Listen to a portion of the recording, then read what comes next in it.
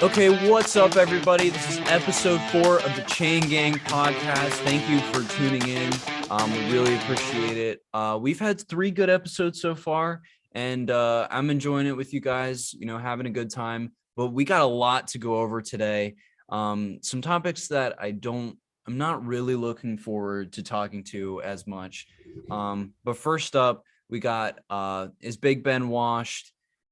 He's been looking pretty bad lately. So we're going to talk about him and what the Steelers should do. Then we're going to talk about the rookie quarterbacks. Pretty much all of them have been struggling. They've had a combined record of 1-10, and they're just not doing well overall.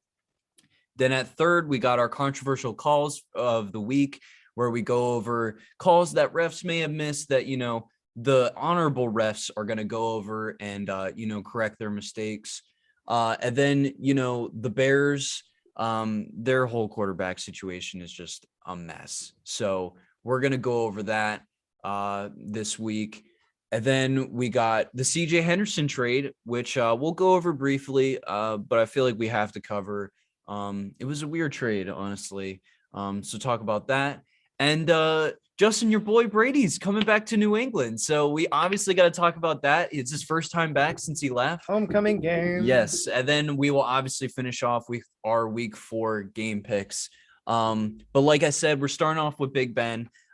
He's been struggling, through the first 3 games of the season. He looks like Eli Manning on his last couple years. I wanted to have faith in him that he would still have a little bit in him this year. But it's honestly not really looking like it. It's pretty tough to watch. So, what do you guys think the Steelers should do here? Like, do you consider Big Ben washed? And if you do, should they bench him? Should they just keep playing him? Like, I don't know what the Steelers are going to do. I do think Big Ben is washed.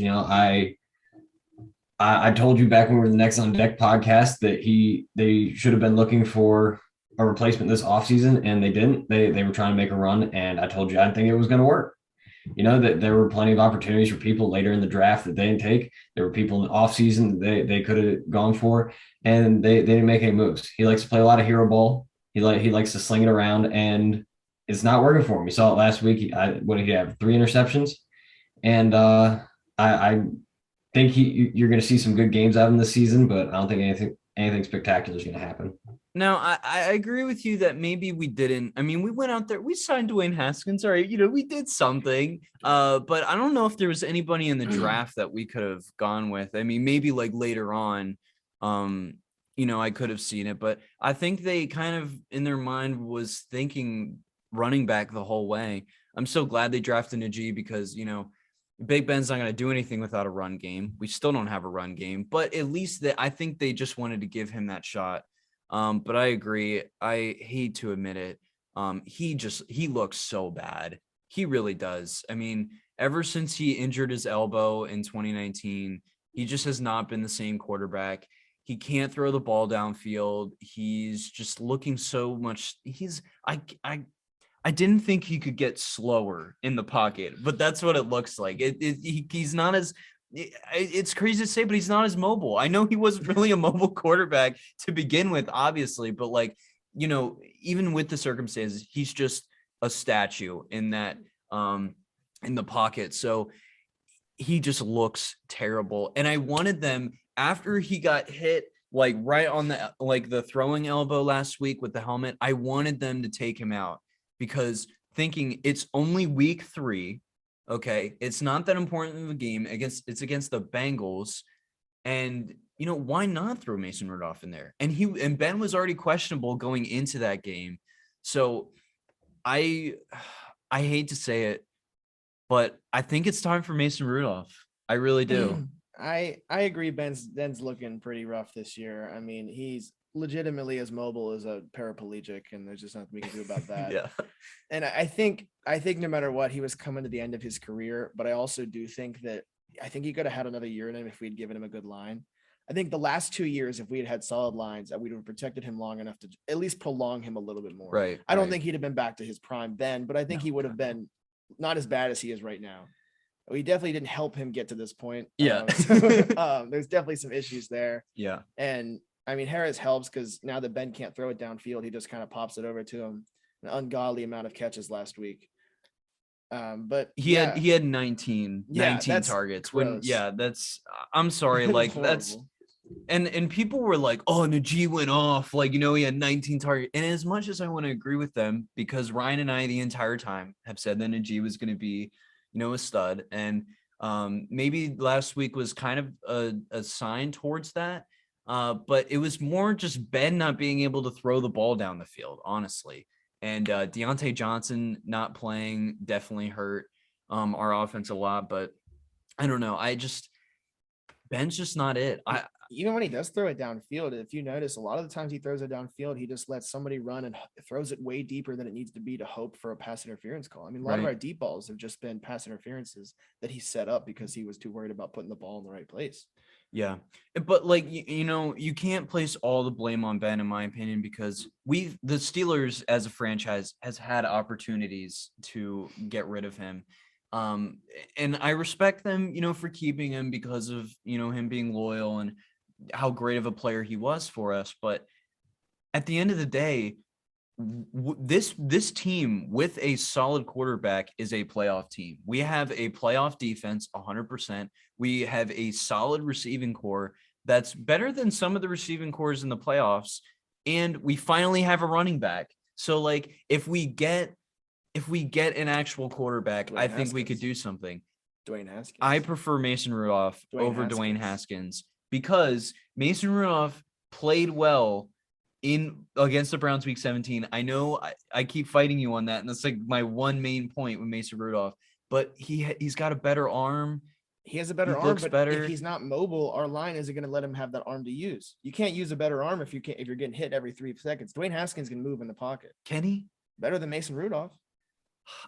Okay, agreed. He does move better than Mason Rudolph, but I don't think he's still a good enough passer. Dwayne Haskins was a starting quarterback. Mason Rudolph has never been a starting quarterback. Okay, no, we're not pulling that. We're not pulling. Yeah, but Dwayne Haskins has never been a good starting quarterback. Exactly. And no one wants Dwayne Haskins to be good more than me, but he just isn't. He doesn't have a good arm. He's not even that good of a scrambler. And I don't think that starting him. Thank you, Justin. And that's what I'm saying is that he might be a quote unquote scrambler, but he's not a good enough passer still to be a starting quarterback in the NFL. Lamar Jackson is everything that Dwayne Haskins was supposed to be. I don't know about that, but definitely like Haskins, you know, obviously he's a bust and everything like that, but he's just a backup quarterback now. He's a bust, and I think Mason Rudolph would play better than him. That's why it's time to get Deshaun Watson over here. I would love that more than anything in the world. Who rate this in Pittsburgh? Yeah, I was just gonna say that. Might as well continue the trend. But you know, like Deshaun Watson would be such a great fit for the Steelers, and he's that mobile quarterback that you're looking for, and he's got the strong arm that, you know, I'm looking for. So like, and he's used to having a terrible team. Exactly. This will be one of the best teams he's ever played with. This will be the best team he's ever played with. Because he's only used to playing with like 1 or 2 good players. We have more than that. Like, and he'll have another Watt. 1 or 2 good players. Yeah. Actually, he'll have 2 more Watts. 2 Watts. Exactly. 2's better than 1. That's what we can offer him. Deshaun, we have 2 Watts. Exactly. You have 0 now. Yes. But yeah, Big Ben, I think we can all agree is washed. How even though that hurts a lot for me to say and to admit, I think that's the first time I've actually said that out loud. But it's been tough, and it's going to be even tougher if Tomlin keeps him in, but I don't think Tomlin has the balls to take him out. So Mike Tomlin, I'm calling you out. Please take Big Ben out. He looks like garbage in there. He's just not it anymore. Throw in Mason Rudolph, give him a chance. Tomlin, I know you're watching this. We will see. But on to the next topic. We got the rookie quarterbacks have been struggling to start, and I guess we could have all probably predicted that because, you know, they're rookies, so we might be over exaggerating a little bit here. But at the same time, like, we might not be. Out of the starting rookie quarterbacks, their combined record is 1-10, and they have, I want to say, triple the interceptions the 2 touchdowns. It's incredible. It's been pretty bad. Wait, who had the one win? Mac Jones against the Saints. You should. I know. Oh, You did. oh, wow. Okay, I was about to call you What out a for being a fucking douchebag. idiot, but you just did that just so you could. Dude, Okay. Rookie of the year is about to be fucking 1-17, but the other rookies are 1-16. The other ones are 0-17. Oh my gosh. Well, anyway, the rookie quarterbacks have not looked great recently. Honestly, I mean, in my opinion, I thought Trevor Lawrence, I didn't really have high expectations for any of the other rookie quarterbacks, but I thought Trevor Lawrence would be better. I told you the Golden Boy would be a bust. You definitely never said that. I said it'd be a bust compared to Zach Wilson, and at this point, they're about the same. No, okay, No, Zach no. Wilson is so much worse. Record-wise is all that matters. Doesn't matter about skill. No, none of that. But like, it's just so we'll go over Trevor Lawrence first because I feel like he has the talent to be a starting quarterback in the NFL right now. But Justin, do you think Urban Meyer's more of the problem, or do you think it's the Jags offensive line? Do you think it's Trevor Lawrence? I mean, what's the problem there? I mean, the Jags offensive line definitely contributes to it, but I think you can expect this out of any rookie quarterback who's thrown into that big of a role in an offense immediately.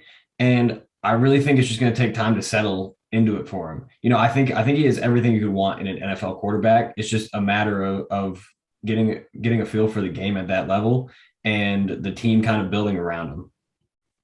Right, because honestly, he has the weapons. Like he has better weapons than pretty much anybody or any other rookie quarterback, maybe except Justin Fields. But like James Robinson, DJ Chark, Chenault Jr., Marvin Jones Jr., and Dan Arnold now. Oh. That's a solid core. I mean, Dan Arnold is an underrated tight end. He's actually pretty solid. But yeah, I mean, he has the weapons. I personally think it's more Urban Meyer being a first-year coach in the NFL. I don't think he really knows what he's doing, especially when he said that, coaching in the NFL is like playing Alabama every week, which I don't know how he didn't expect that. But I think it's more Urban Meyer learning how to coach in the league than Trevor Lawrence adjusting to it, in my opinion. But honestly, I don't think any other quarterback except Mac Jones. I think Trevor Lawrence and Mac Jones are the only rookie quarterbacks that should be starting right now. Yeah, I mean, Trevor Lawrence and any of the rookie quarterbacks would have been in his position like any year. I think would have had the same problems. It's just nothing's clicking in the entire offense. There's problems everywhere. That's not like nothing's so horrible. I don't think you can put the whole blame on anyone. Right. But nothing's just put together at this point. You have a new coach, you have a new quarterback, you've got a young team. I mean, James Robinson's only a second year. Right. And it's just a lot of new people in an organization that's building itself, and it's going to look sloppy at first. I think that's just the way it is. Yeah, they need time to adjust for sure. But like Zach Wilson, I mean, I don't even know what to say about him. I hate that Justin's right that he's a bust, but like I'm not buying it yet. But he's also, but he's also on the Jets. So like you could throw anybody out there and they're gonna suck. Sam Darnold's a top 15 quarterback this year because he left the Jets. So that's facts. I do not care. Zach Wilson is the worst quarterback in the league. Okay, if you look at Davis Mills. Davis Mills actually played better than him. I'll give it to Davis Mills. This wasn't terrible. I've been saying this since before the draft. This is the most Jets thing to do. They took a quarterback out of a school that is not, of a very well-rounded football program. They took him out of BYU, and the biggest or the most difficult team he played was a number 11 Coastal Carolina, which he lost to. He has no real, record of being a talented quarterback until last year when he played some dog water teams, and he's not going to succeed in the NFL. And I will die on this hill. But see, I remember us arguing this before the draft too. It's just because he comes from a small school does not mean that he's going to be a bust in the NFL. Look at Josh Allen. I'm aware. He just doesn't play well. Are you saying no one from BYU can be a good football player? Because my man Red Kiesel seems to do just fine.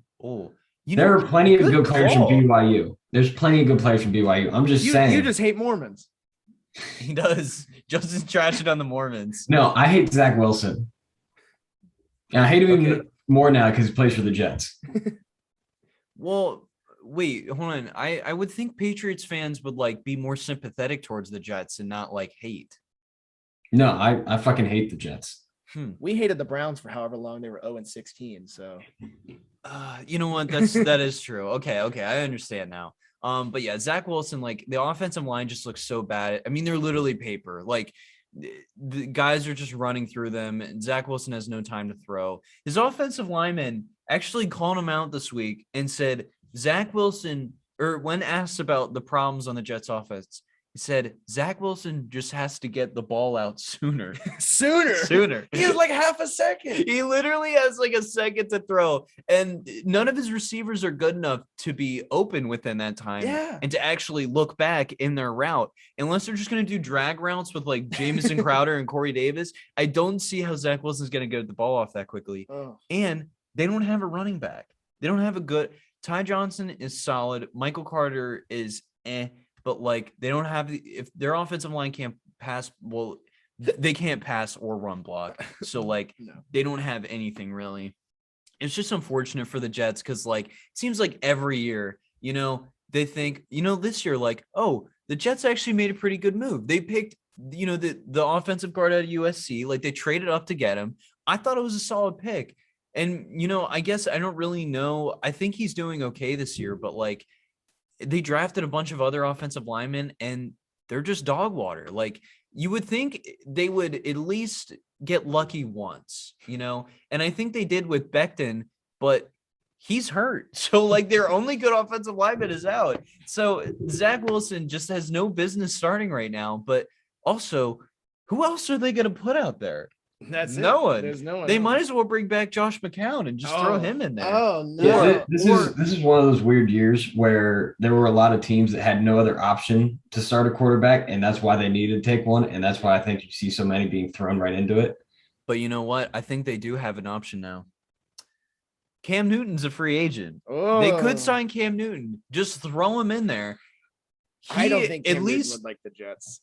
He wouldn't, but wouldn't it be funny as fuck to have Cam Newton on the Jets? Like, I don't know. Just imagine the way he would like play that off. Like, I don't know. I think it would be funny. Horrible. I think it would be funny if he were on the Jets.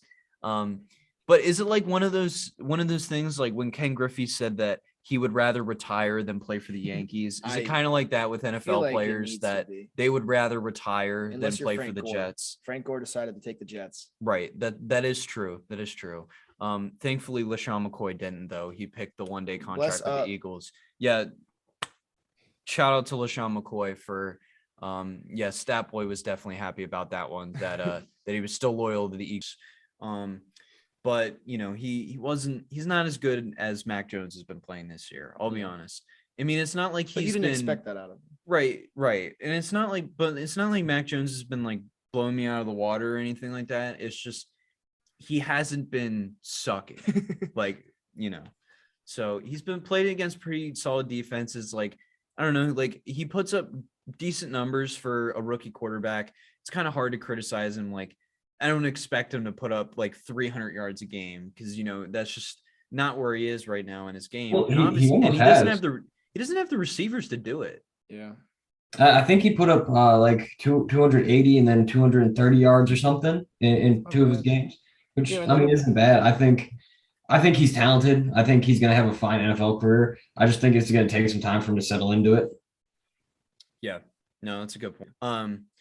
But I'll give it to Mac Jones. He had a really good preseason and he's continuing it into the regular season. But I think we can all agree that Trevor Lawrence and Mac Jones are really the only quarterbacks that, in our opinions, should be starting right now. On to the next topic. We got to go over some controversial calls this week. There were a lot, but I had to pick from 3 because I don't really want to do any more than that because, you know, then the refs might come after us. So, you know, we'll see. We are the refs. That's true. We are the refs. They can't come after their own people. You know, well, they might find us to be traitors if we're like accusing them, for making bad calls. So our first call we got up is the Packers 49ers game. This was on the game-winning drive, actually. So we're going to take a look here. I'm going to restart it. But there was an obvious missed call here that would have totally affected the outcome of the game. We'll decide if it's obvious. Here it is.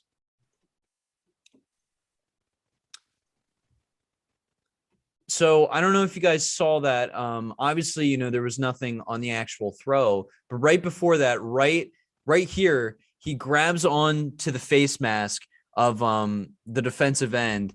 And clearly here, I'm going to try to, so I know it's kind of blurry, but you can obviously see that the 49ers player made it past the Packers offensive lineman, and the offensive lineman is clearly just manhandling him and trying to force him backwards as he has a clear path to Aaron Rodgers here.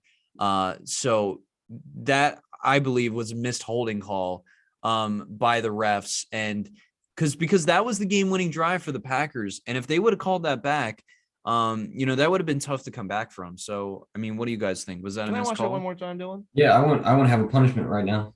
Yeah, sure.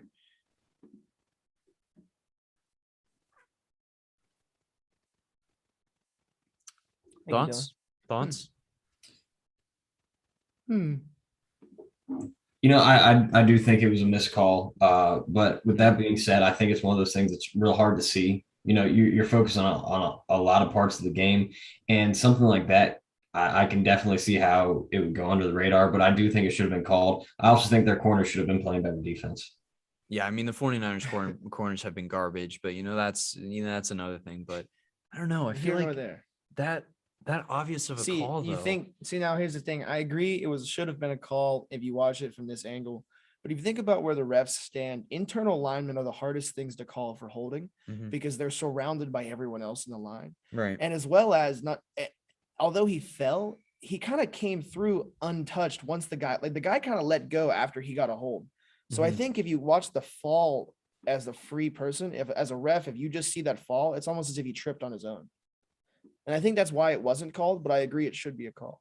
Like, do you think Matt LaFleur would have tried to argue that the ref was not in the right position in order to make that holding call? Yeah. Especially at that point in the game. Like, this is the last drive towards the game. And that throw is what gave them momentum to drive down the field. So I think it was a tough call, but I think it was one that should have been made, to be completely honest. But the next call we got up is also in the Packers game. Wow. This one was a little more controversial. All right, so this was obviously fourth quarter. This was a play where Aaron Rodgers threw the ball deep downfield to Davante Adams, and this may or may not have been a helmet-to-helmet hit. I'm not really sure.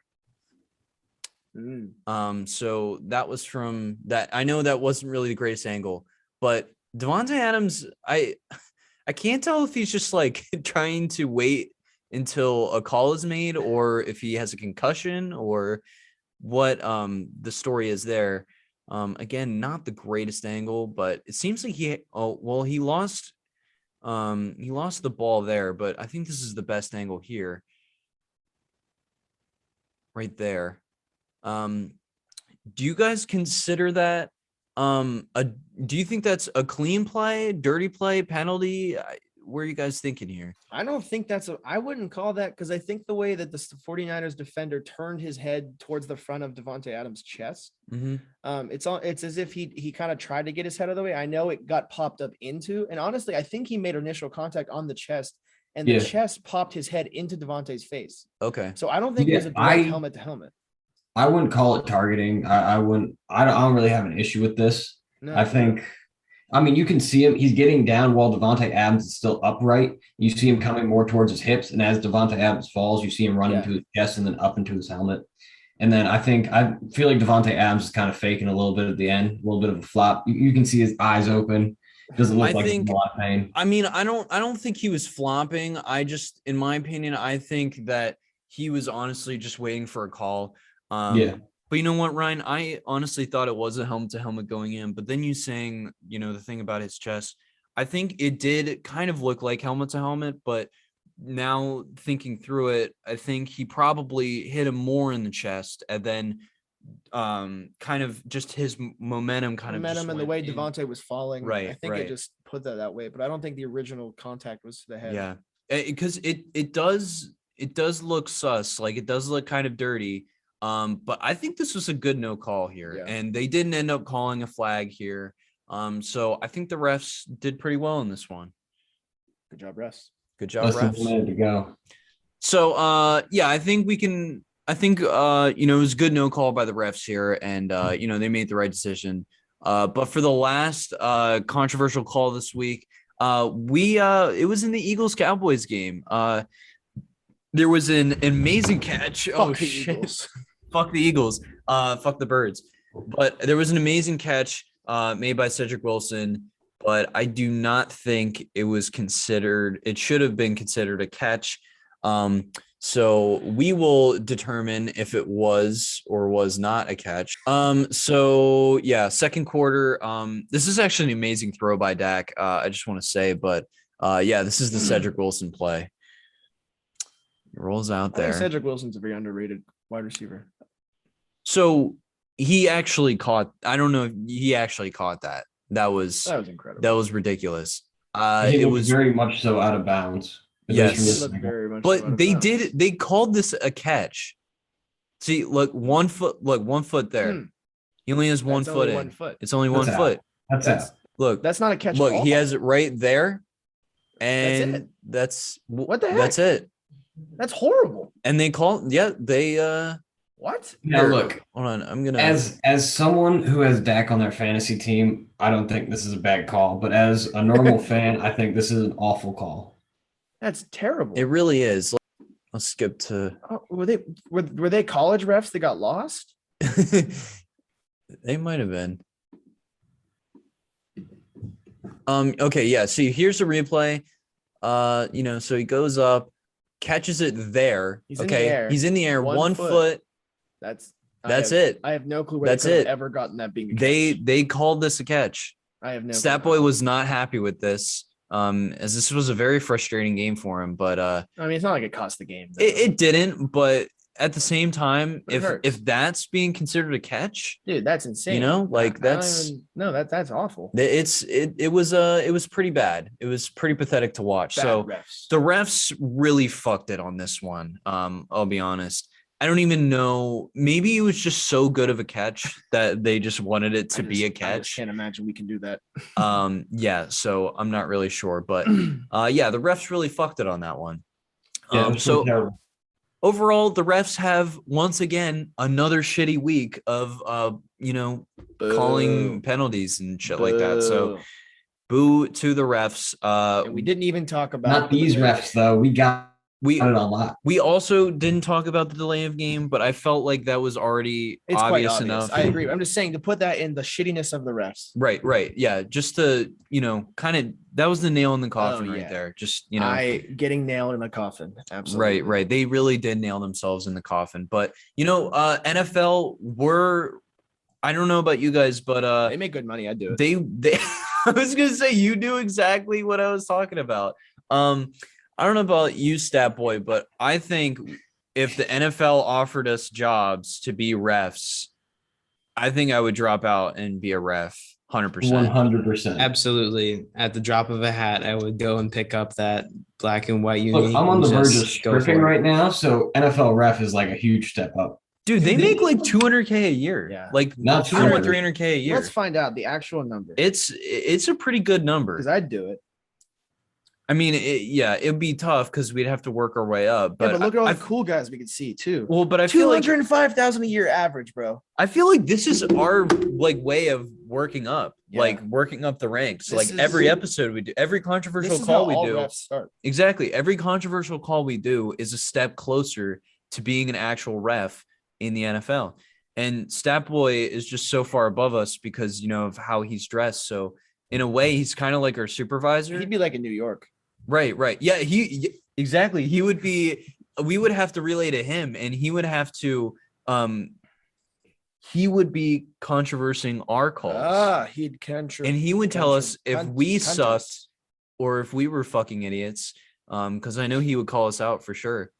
He gets 3 more college students to analyze our picks or our calls. Yes. It's just a tradition. 100%.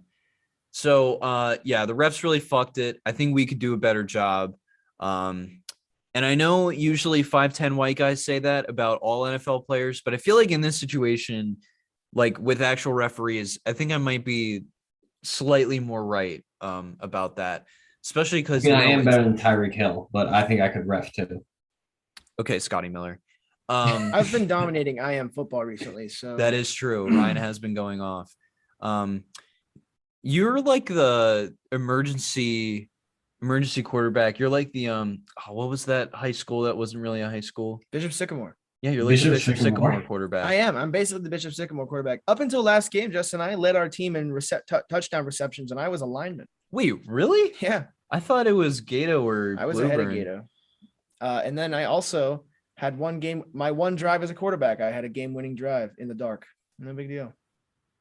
Damn, under pressure in the dark. Exactly. Clutch time. Maybe you should replace Big Ben. I should replace Big Ben. The Lions didn't even draft me, so I'm just out there as a free agent. That's true, dude. The Lions passed up on Ryan, so Pittsburgh, he's not too far away. He's only like an hour away. I can make the commute. He can definitely make the commute, and he's willing to drop out for a starting quarterback position. I'll think about it. You definitely will. So until Ryan gets signed by the Steelers, I feel like we got to talk about. Actually, Dylan, I'd like to bring up the next topic. Okay. All right. I always love when you guys, contribute towards the podcast, because it shows me that you really care. Oh, I care so much. Yeah. So our next topic, Justin and viewers and Statboy, it's who's going to start week 4 for the Bears. And now that's an interesting question as it is. It really is. There's a lot of options, honestly, at this point. So many. And what's even crazier is that our boy Dylan Sim has some incredible conspiracies coming behind this. Truly incredible. Yeah. It's Dylan, tell me a little bit about your conspiracies. So obviously we all know Justin Fields did not have the greatest rookie debut. My theory. So can we all agree that on the first drive, he didn't look bad. He led them to a field goal. Like it wasn't great, but he didn't look terrible, right? He made some good passes. Mm-hmm. He ran some. He made some yards. They got a field goal. I'm convinced that Matt Nagy was scared that Justin Fields would prove him wrong, because all this time he's been saying that Andy Dalton is our guy and that he is the starter, and that when he comes back, he will continue to be the starter. I'm convinced that Matt Nagy was so threatened by Justin Fields that he just completely threw out whatever preparation they had and just said, you know what, Justin, have fun out there. Okay.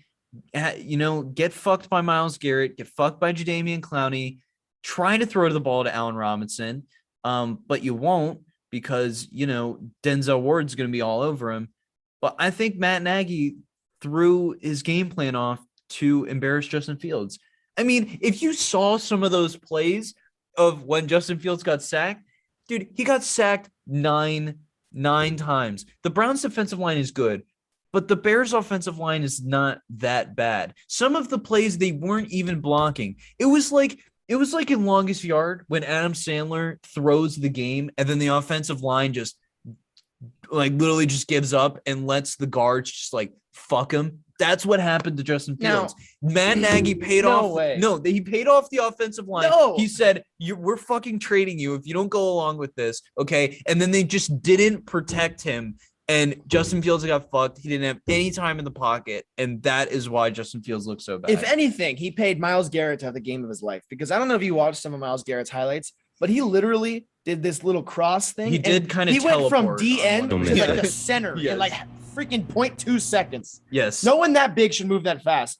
Nobody's gonna block that. Right. No line is gonna block that. Right. But okay, I'll give him 2 sacks or so, but 4.5. You're telling me that the offensive line, Myles Garrett, obviously he's great. I picked him to be Defensive Player of the Year. But I don't know. I just don't think the Bears offensive line is that bad. I think Justin Fields played better than his stats showed. But I don't know if he should be starting in week 4. That being said, who do you think should start week 4, Dylan? Honestly, I mean, if Andy Dalton's not healthy, Nick Foles. Why not throw Nick Foles out there? I mean, he's got the experience. He can actually complete passes, but he doesn't have the same ability as Justin Fields, obviously. I think that Justin Fields was sabotaged. Wow. Well, let me say, I don't think Dylan's idea is the craziest thing I've ever heard.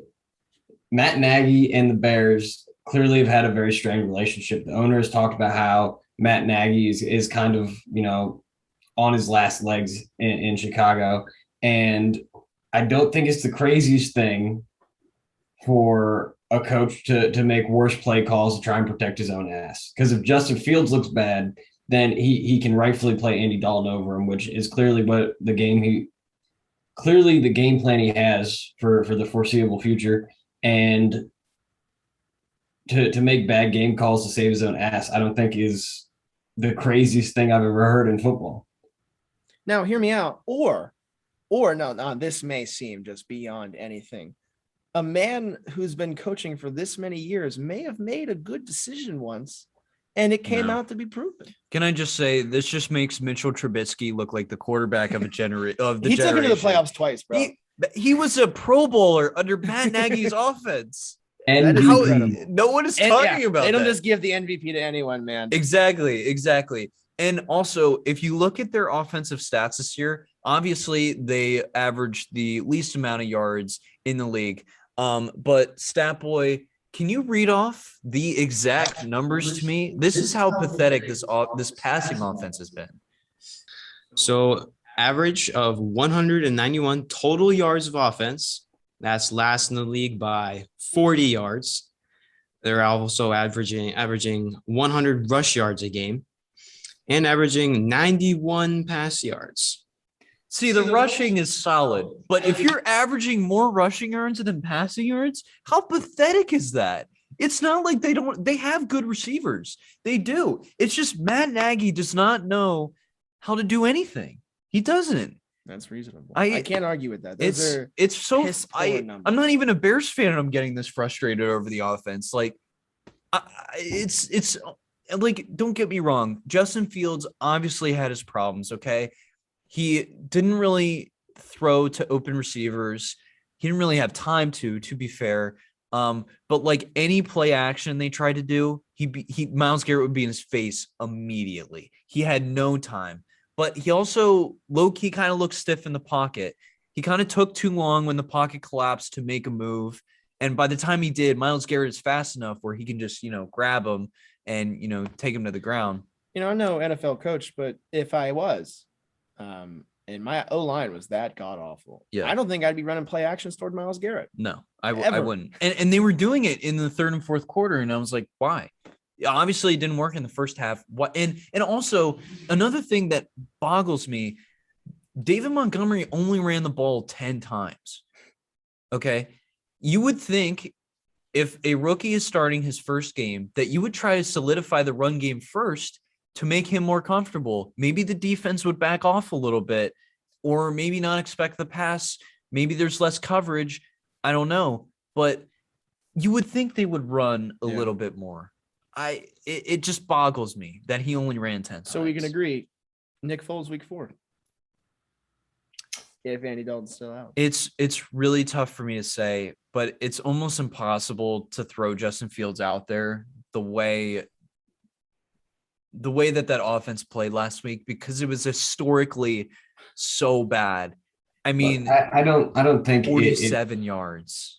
I don't think it's justifiable for Justin Fields to not go back out and start. I think, it takes time for rookies to settle into NFL offenses. We've talked about this the entire podcast. Right. And, I expect them to have bad games like that, especially Zach Wilson. But Justin Fields, I think, is better than Zach Wilson. And, they were playing one of the best pass rushes in the league with a mediocre to below par O-line. And I don't think it's any reason not to continue starting him. I don't think he's going to get started, but, I'm okay with the game. It's just part of growing pains.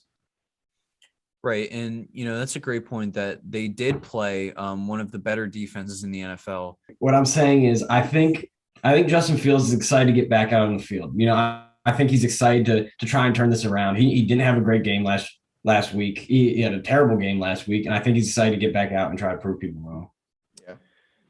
Okay, well, that's a good point, but I don't know if Matt Nagy's gonna be confident throwing Justin Fields out there. I think they need more time to figure out what they're gonna do with him and how they're gonna fit their offense around him, because ultimately that's what they need to do. They can't just throw him into whatever offense they have now. They got to fit one around him, so that he can succeed, because otherwise I feel like they're setting him up for failure. So I don't think he'll start purely based off Nagy having to save his own ass. right. And he did throw the game to prove the Bears fans wrong and to try to keep his job. So we will see, because Andy Dalton might actually be healthy for week 4. So if he's healthy, as Nagy has said, he is the starter. So we'll see who plays week 4. But I think Ryan and I can both agree that we do not think that Justin Fields should be out there. But not saying that he won't be, like, I don't think he'll be a bust just off of this game. But it's just going to be tough to throw him out there after a performance like that. So we will see. Okay, so next up, next on deck, if you may. Wow, little throwback to a failure podcast. No, just kidding. It wasn't that much of a failure.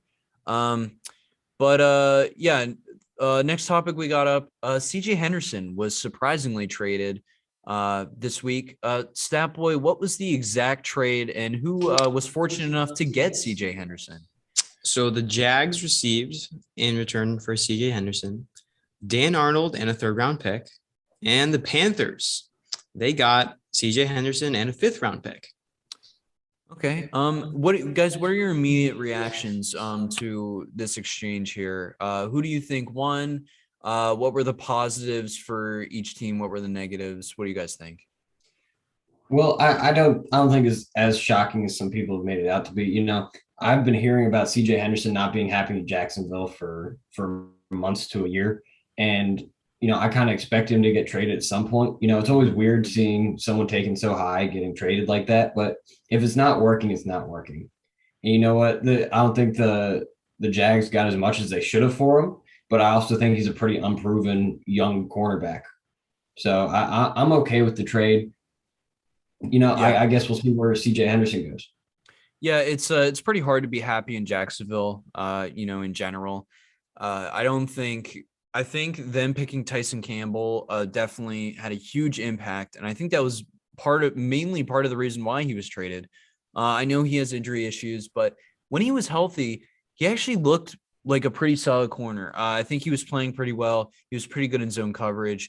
So I agree with you, Justin. I think the Jags could have got so much more for him than what they did, because in the end, he was drafted only last year, so it's only been a year since he's been drafted, and it's not like he's a bust or anything. I know he's been dealing with injuries, but the Jags could have got a lot more for him. I know Dan Arnold's a solid tight end, and, honestly, I'm a fan of him. Another weapon. He's a major upgrade from Tim Tebow, to throw in that offense, and, a 3rd-round pick's a 3rd-round pick, but I know they like Tyson Campbell, but I don't know if you should be putting all your confidence in him after, 3 games, when you do have a guy like CJ Henderson that, when healthy, is a very solid corner. And, with Shaquille Griffin, that's a great trio to have. So I don't think that Urban Meyer should have put his confidence into Tyson Campbell. I think they should have held on to Henderson, or at least gotten more out of him. Yeah. But great pickup by the Panthers. Yeah, Panthers did well there, no doubt. And I just find the whole trade odd. And I mean, it's not that CJ Henderson was like this super great corner. It's not the Ramsey trade. I'm not trying to say that. Right. But it just is odd that a defense that is struggling as it is would get rid of someone who is high profile realistically on that defense. And it just seems like an odd time to do it.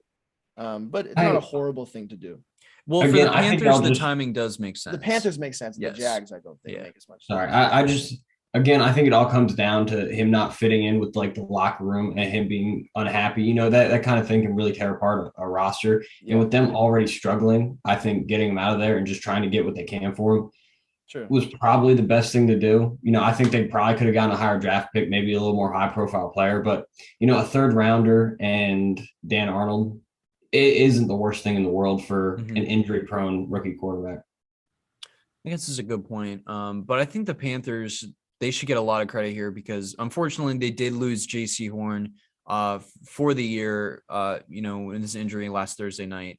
And he was actually playing pretty well so far. So I think throwing CJ Henderson in there is definitely, it's not only a short-term move, but it's a long-term move because he is so young. So I think this is a great move by the Panthers. I guess, if it wasn't a good fit with the Jags, like makes sense to get rid of him. But again, I think they could have got more out of him. But we'll see how the trade works out. Dan Arnold's actually, as we speak, Dan Arnold is having a pretty solid first game for the Jags. So we will see. But going into our game picks, Stat Boy, I would like to hear who's going to get the punishment this week and who had the worst records, who had the best. In first place, we had Ryan with a record of 10-6. And in second place, we had Dylan with 9-7. Justin was the low baller with 8-8. Hey, 2 weeks in a row, Only 500. That's true. It does kind of suck not being on top. I think this is the first week I haven't been on top. But it's better than where Justin's at right now. That's true. That is true.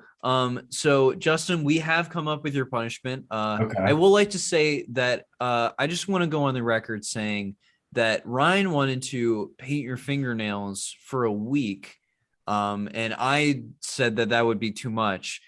So I just want to go on the record for saving you on that You end. could have had pretty nails. Kristen. You could have, but I felt like that would have been a little too Somehow much. fingernails are too far, but my legs being hairless is not too far. Look, it's not as embarrassing. Oh yeah.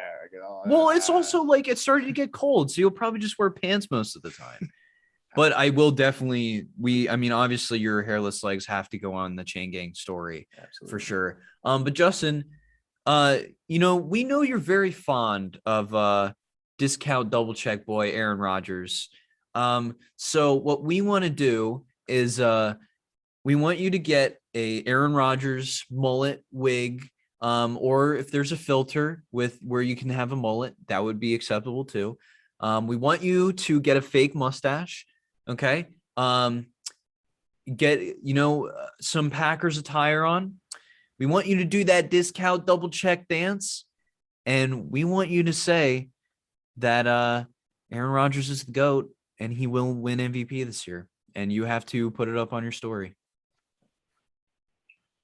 So you want me to wear a mullet with a fake mustache and some Packers gear and do a dance? Yep. And also talk about how great Aaron Rodgers is. Yep. And you have to say how great Aaron Rodgers is. You just say, I think Aaron you guys Rodgers is the GOAT. I do love Aaron Rodgers. I just don't like the Packers. You literally told us Aaron Rodgers would throw less than 1,000 you yards. did say that. Also, because he doesn't care about the Packers. All right. Then maybe we just make him say that the Packers are going to win the Super Bowl.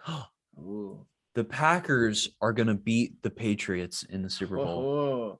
That's what you got to say. That's what I got to say. On your story. So you got to say. Okay.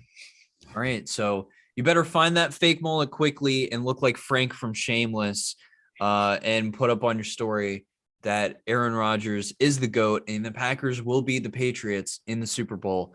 Not even this year, just at any point when they play each other. At any point in the future of NFL. Right. Anytime that's the matchup. All right. So that is Justin's punishment for this week. I know it's not the best, but Ryan and I have a good one in the back pocket that we're keeping. And we know Justin's, he's going to lose at some point again this year. So we'll throw that one in when it hurts the most. He's got to do like really bad, I think, like 1 week. So we will see. But the first game we got up is the Jags versus the Bengals on Thursday night. So Stat Boy, who's injured for this one? The Jags will be without Walter Little, and the Bengals, Ricardo Allen, Jesse Bates, and T. Higgins are all out. There's some pretty key players for the Bengals, Jesse Bates especially on defense. I think Trevor Lawrence is going to have a really good game against them without Jesse Bates. I think he's going to find his form in prime time. So I'm going to take the Jags here. I don't like the way the Jags have been playing this year necessarily. They just haven't looked like they've been clicking together, and I think the Bengals have. I think the Bengals have proved us wrong with their O-line that it's not great, but it's better than we thought. And something about their special teams tells me that. No, I'm just kidding. And they've done well so far, offensively clicking together, especially with Jamar Chase, and I think they're going to win. I have actually traveled to the future and watched Trevor Lawrence cry live on his Instagram story, and for that reason, I'm going to go with the Bengals. Oh shit. Okay. Didn't realize we could use time travel. But those are our picks for Thursday night. So the next game we got up is the football team versus the Falcons. Stat boy, who's injured for this one? Washington, they'll be without Antonio Gibson and Curtis Samuel. Both are questionable. The Falcons are also potentially going to be without Russell Gate and AJ Terrell, both questionable. I know we've been kind of raving about the football team defense so far this year. And I know they gave up 43 points to the Bills last week, but it's the Bills. This week they play the Falcons, and Matt Ryan is obviously, kind of run down, and their offense just doesn't look good. So I think the football team defense is going to thrive this week. And even without Antonio Gibson, I think that offense is still good enough because the Falcons defense is pretty garbage. So I'm going to take the football team here. I gotta go with the football team as well, but honestly, I'm not even happy with the football team's defense. I'm not even sure they've been top 15 so far this year. They've been honestly pretty poor for a team that was so good defensively last year, but I still think the Falcons are bad enough that it's not going to matter. Yeah, I think the Falcons have been kind of a dumpster fire this year. I don't think anyone really knows what's going on there. I think they've just looked very dysfunctional, and hopefully Antonio Gibson isn't out because I have him starting on my fantasy team. But I think the football team is better defensively and offensively even without him, and I think they're going to take it pretty easily. Next game we got up is the Texans versus the Bills. Stat boy, who's out for this one? So for the Texans, Dami Amendola, Nico Collins, Kevin Pierre-Louis, and Tyrod Taylor are all out, and Justin Reed is questionable. For the Bills, Jordan Poyer and Tyson Johnson are both questionable. I don't think it even matters who plays here for the Texans. I think even with Tyrod Taylor, they wouldn't be able to beat the Bills in Buffalo. So this is an easy one for me. I'm taking the Bills. Even though they have the best statistical rookie quarterback of the year so far, I think the Bills are still going to win. I'd like to make a prediction here that Davis Mills is going to have a very good game. I think he's going to have a very good game. But with that being said, the Bills are going to crush him. Okay. I don't know how he's going to have a good game, but I cannot wait to see. Oh, okay. This game is kind of interesting, I guess. It's the Lions versus the Bears.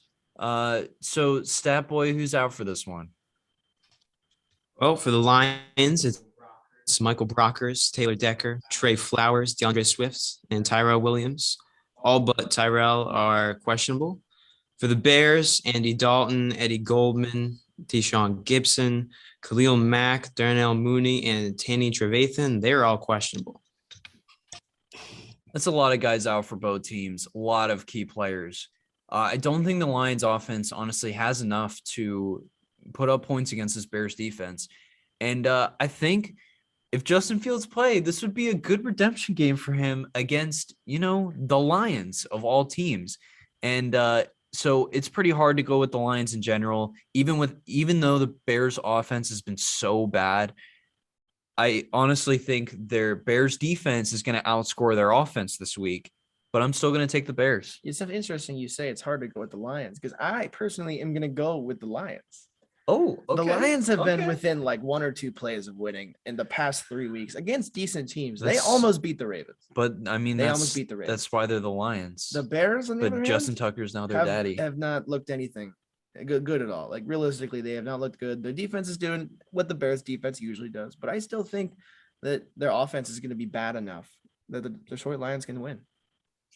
Now, I think this is a very interesting game, and I think the Bears are the better overall team. I think their defense is what would really carry them through a win here. But with Khalil Mack out and Danny Trevathan, I think those are two pretty big pieces in that game. So it's real close for me here, but I think I'm going to call the Lions winning it here. Okay. All right. We'll see. Because Andy Dalton might actually play, and then you guys are gonna be wrong. I think that's even worse. Oh no. All right, next game we got up is actually an exciting, pretty exciting game. Panthers versus the Cowboys. Stat boy, who's out for this one? For the Panthers, Yetter Gross Matos, J.C. Horn, and Christian McCaffrey all are out except for Gross Matos. For the Cowboys, Michael Gallup is out, and Randy Gregory, DeMarcus Lawrence, and Keanu Neal. Randy Gregory is the only one in that squad that's questionable. Rest are out. I think the Panthers have been playing pretty well this year. I like the way their defense is playing. But that offense without Christian McCaffrey, I don't think is good enough for the surprisingly good Cowboys defense this year. So I'd say the Cowboys in this one. Yeah. Anyway, so the Panthers have been playing really well this season, and I think they've looked good both offensively and defensively. It is tough without McCaffrey, but the Dallas Cowboys defense, and like I said earlier, with Trayvon Diggs playing as well as he is, they've been looking really good, and the offense is just so prolific. It's going to be hard for anyone to outscore them. And the Panthers without McCaffrey, I don't think can do that. Yeah, I think the Panthers have been very, very good this year. I think surprisingly good for a lot of us, and I think they've been very consistent. I think they're a team that could hold that throughout the season, but especially without Christian McCaffrey out, I don't think they're going to have enough to get past the Cowboys. I think the Cowboys defense has been playing up this year, and I think they have a really good offense that's going to make it hard for the Panthers to overtake them. Agreed. This is going to be an exciting game to watch. But the next one we got up is actually the tale of some disappointing teams. We got the Colts versus the Dolphins. Stat boy, who's out for this one? For the Colts, Jack Doyle is questionable. T.Y. Hilton is out. Darius Leonard, Quentin Nelson, Jonathan Taylor, and Carson Wentz are all questionable. Dolphins, Jerome Baker, Will Fuller are both questionable, and Tua is out. It's a lot of injuries for the Colts. Obviously, again, I think this game comes down to if Carson Wentz plays or not. I'm going to assume he does, considering that he played last week. But I think I'm still going to take the Dolphins here. Just because Carson Wentz does not look good in this offense, I think he's still getting used to it. Again, Quentin Nelson possibly being out is huge. The Colts just do not look good, and their defense hasn't been as dominant as they were last year. And the Dolphins' defense has been solid. So I'm going to take the Dolphins this week. I'd have to agree. I got to go with the Dolphins. I mean, I was pretty high on the Dolphins earlier in the season, and they haven't impressed me the way I thought they would. But nonetheless, that defense is still the Dolphins' defense. They're a solid core, and like you said, Carson Wentz hasn't been the answer yet. I'm not a big believer in the Colts. I don't think they've been clicking, especially with all their injuries lately. I don't have a lot of faith in them, but I also don't see the Dolphins doing very well without their starting quarterback. I think Tua is kind of a fringe starter as is. So with him being out, I think their backup's Jacoby Brissett, who I don't have a ton of faith in either, even though he was decent on the Colts a few years ago. I think I'm going to go with the Colts for this one. And also, I guess a good point to make is that this is kind of a revenge game, I guess, for Jacoby Brissett in a way. It's basically the Brady and Foxborough game. Exactly. It's just as intense. So obviously Brissett will be in perfectionist mode. But anyway, the next game we got is the Browns versus the Vikings. So Stat Boy, who's out for this one? The Browns, Jack Conklin, Garrett Wills will be questionable. Jarvis Landry and Greg Newsome are out. And the Vikings, Anthony Barr, Rashad Breeland, Tyler Conklin, Dalvin Cook, and Michael Pierce are all questionable. We kind of doubted the Vikings last week. They ended up upsetting the Seahawks here, but I don't know if I see it happening again against the Browns, especially if Dalvin Cook doesn't play. So I'm going to put my confidence in the Browns this week, and I think they're going to take this one. Yeah, Dalvin Cook's definitely a big game changer there. Either way, I think it's going to be a good game. I think both teams have been on the fringe of being as good as they can be so far this year. Not necessarily there yet, but at any point, either team can kind of step up. But I still think the Browns are just looking a little bit better. Mm-hmm. Yeah, I do think the Vikings are a team that's very well put together. And when Kirk Cousins is playing well, I think they're a very good team. But I just think the Browns are better. I think the Browns are better than the Seahawks, and especially with that pass rush, I think they have a pretty good secondary too. And I think they have a really good offense, and I think the Browns are going to take this pretty steadily.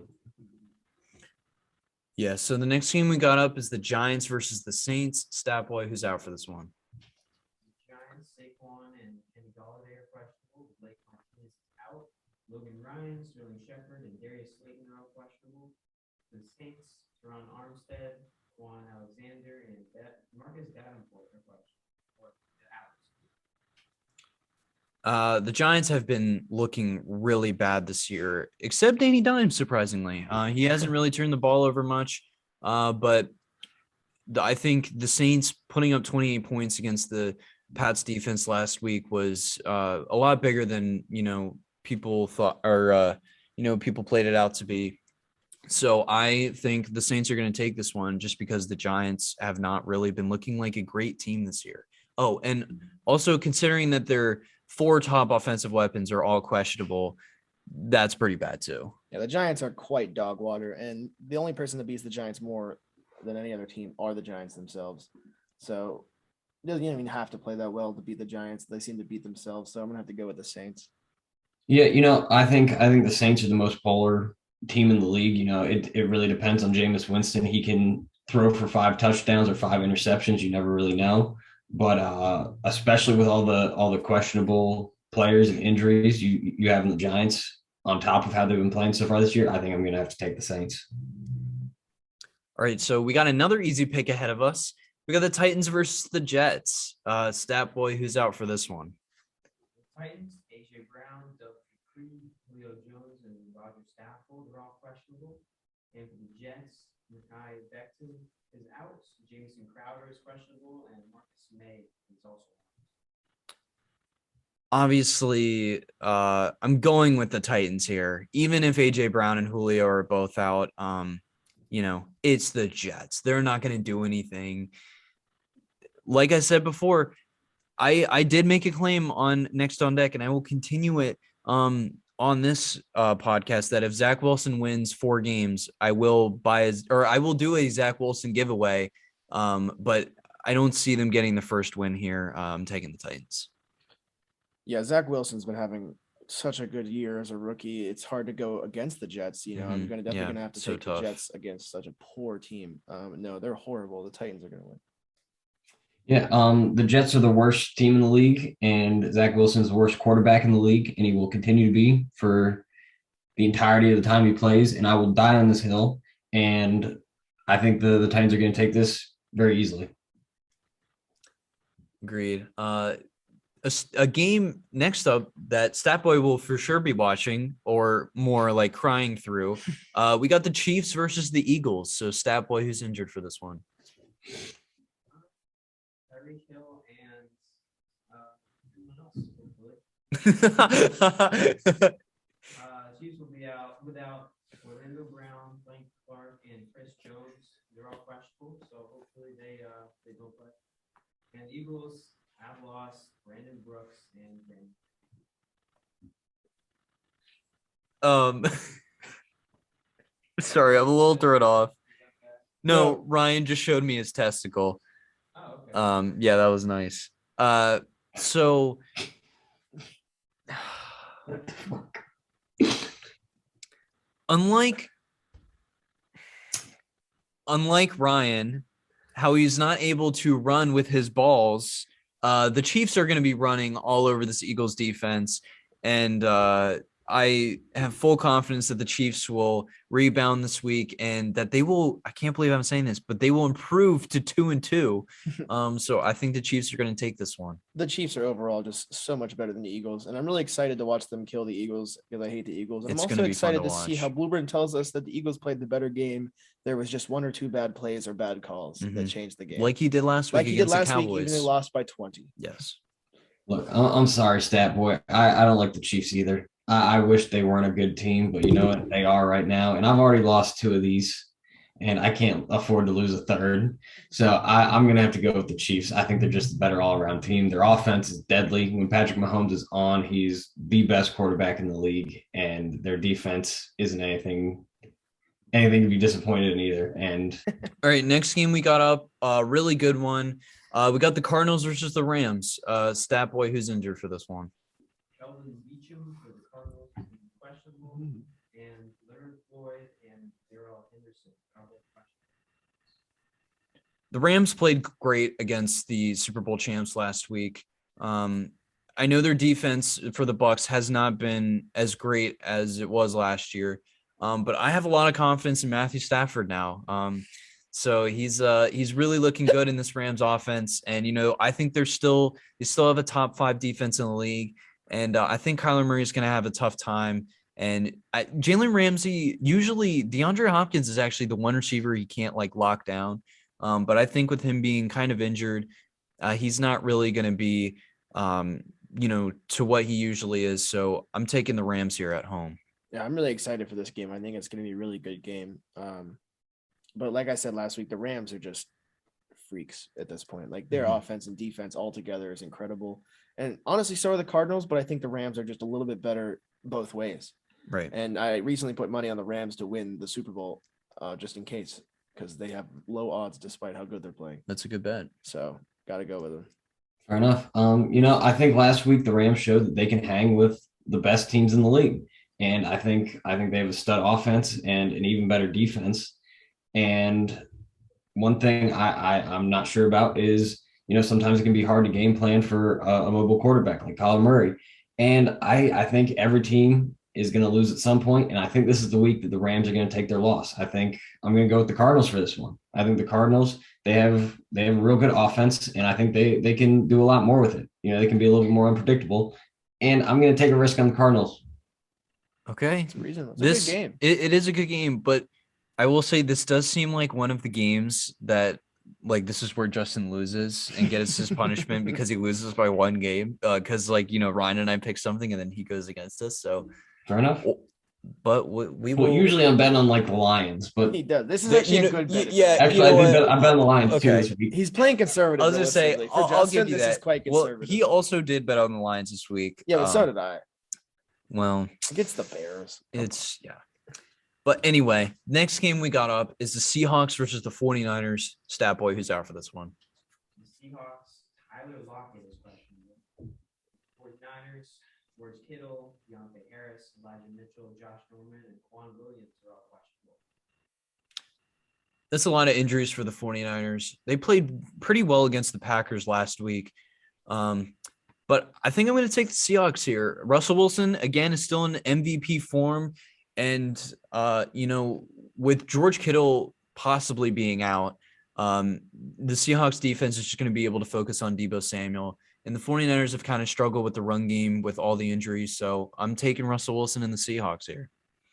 I think this is going to be an interesting game. I think both teams are really good teams that have been flying under the radar lately, just because they're not doing as good as I feel like they should.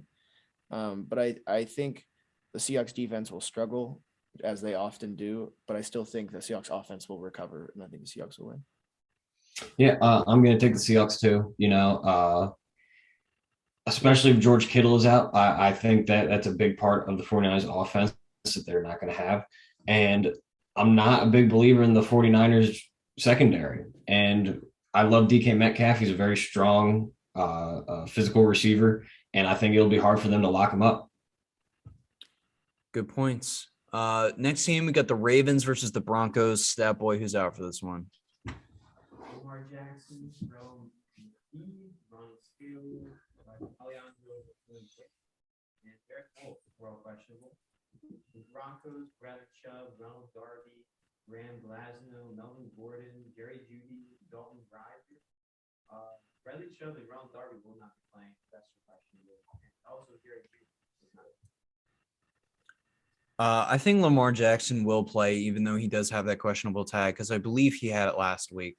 Obviously, if he doesn't play, the Broncos are going to take this one. But I'm going to assume Lamar Jackson plays. He's looking really great, even in the passing game, honestly. And he does get Rashad Bateman this week, so he'll have one more option in the passing game. So I'm going to take the Ravens here. This is the Broncos' first real competitor at this point. They've played teams that are 0-9 up until now. Mm-hmm. And that's why they're 3-0. And I mean, they are a good team, but I don't think they're as good as the Ravens. The Ravens they're the Ravens. They're a solid team with an incredible offense that can put up a lot of yards, whether it be through the air or through the ground, all through Lamar Jackson. So I still think they're going to win. Yeah, despite half the Ravens roster being injured, they've been playing phenomenal, and that's why I had Lamar Jackson as my number one quarterback so far this year. And I don't think this is going to be any different. This is going to be the Broncos' first real test, and I don't think they have what it takes to lock down Lamar Jackson and who's left on the Ravens roster. And I think the Ravens are going to take this.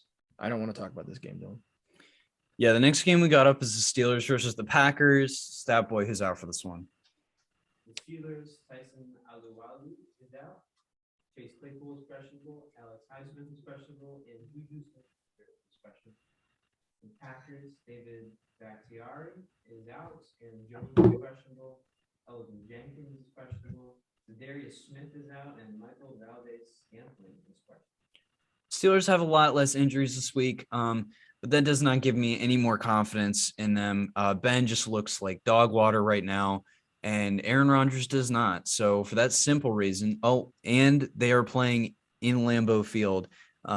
So I hate to say it, but I'm taking the Packers. Rodgers is back up to his regular self. The offense is scoring a lot, and our secondary isn't looking that great anyway, and our offense is even worse. And so for that, it's got to be the Packers. This is my gut is telling me to go with the Steelers, but I just don't have a lot of faith in them, and I'm going to have to go with the Packers. Yeah, that's probably a good call if we couldn't beat the Bengals at home last week. Yeah, at home. All right. On to the next game. Emotional game of the week here. Emotional game of the week. Sunday night, we got the Bucks versus the Pats. Stat boy, who's out for this one? For the Bucks, James Dean is questionable along with Gronk, and Jason Pierre-Paul, Sean Murphy-Bunting, and Scotty Miller are out. The Pats, Trent Brown, Kyle Duggar, Stephon Gilmore, Kyle Van Noy, James White, and Isaiah Wynn. The questionable ones are the ones in Isaiah Wynn, Kyle Duggar, and Trent Brown. I think the Bucks are obviously going to take it here. Tom Brady, this is a redemption game for him. So he's going to go off. I know Bill Belichick is probably going to have some complicated defensive plan, but I'm taking the Bucks here. I think Brady's going to go off. I think the Bucks are the better team, and with Brady going to be in the mental state that I assume he's going to be in, I think he's just going to be unstoppable out there. So the Bucks. I want so badly to say the Pats, but for the Pats to win, I think they'd need, first off, a fantastic game plan, which I do think they'll have, but I think they'd also need some more key players in the game. And with people like Isaiah Wynn, they're starting left tackler, they're starting strong safety, and Kyle Duggar out or questionable at the very least, I don't think they're going to have enough manpower to get it done. So I think it'll be a closer game than most people give credit for, but I'm going to have to go with the Bucks, sadly. Also, Mac Jones's first game in primetime, so we will see. But Monday night, we got the Raiders versus the Chargers. Pretty good Monday night game, actually. Stat boy, who's out for this one? For the Raiders, Josh Jacobs is questionable, and Gerald McCoy is out. For the Chargers, Brian Bulaga is out, and Chris Harris is questionable. The Chargers are coming off a pretty big win against, the Chiefs. Herbert's looking great this year, and Eckler's, looking even better. So I'm taking the Chargers here. I think that offense is going to keep rolling. Mike Williams has been huge for them this year, and the Raiders defense isn't anything to, really brag about at all. So I think the Chargers are going to hand them their first loss. Yeah, I agree. I was real high on the Chargers in the beginning, and you guys kind of looked at me a little weird for how high I was in the Chargers, and they hit a little bumps in the road in the beginning, but I think they're kind of finding themselves now. And I think, especially after last week, they've proven themselves to be a serious contender, and I think they're going to take the game. Yeah, I love the Chargers. I was hoping I was going to be in the minority here, but I do think this is where the Raiders' luck so far runs out. I don't think they're going to go to 4-0, and I think the Chargers are going to take this. I have a lot of faith in Justin Herbert, and I really like a lot of their offensive pieces. So I think Chargers are going to take it. Yeah, agreed. I am really there's a lot of good games this week. So we will see how our picks do. Hopefully, I don't get the punishment because so far I have not had it. It will not be me. I'll tell you that. Well, I mean, you did. Well, we will see. All right, we will see. Time will tell. Yes, time will tell. Justin's punishment video will be up. Actually, I guess it won't be a video because it's just him on the story. We'll put it up on the Chain Gang story for sure. There's no way I'm gonna miss that. But I just want to thank Statboy. Thank you, Justin. Thanks, Ryan, who already left the podcast. I appreciate y'all, and thanks to all the listeners for tuning in. We were trying to make more ref based topics here, so drop them in the comment section because we want to know how to make this podcast better for you guys. So we appreciate y'all tuning in.